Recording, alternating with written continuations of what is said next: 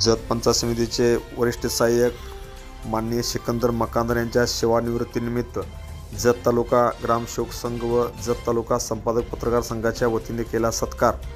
यावेळी ग्रामसेवक संघाचे अध्यक्ष माननीय कामेश्वर आयवळे यांनी त्यांचा सत्कार केला। तर जत तालुका डिजिटल मीडिया संपादक पत्रकार संघाच्या वतीने जत तालुका अध्यक्ष मनोहर पवार यांनी त्यांचा सत्कार केला। यावेळी ग्रामसेवक संघ व डिजिटल मीडिया संपादक पत्रकार संघाचे अनेक पदाधिकारी यावेळी खास करून उपस्थित होते।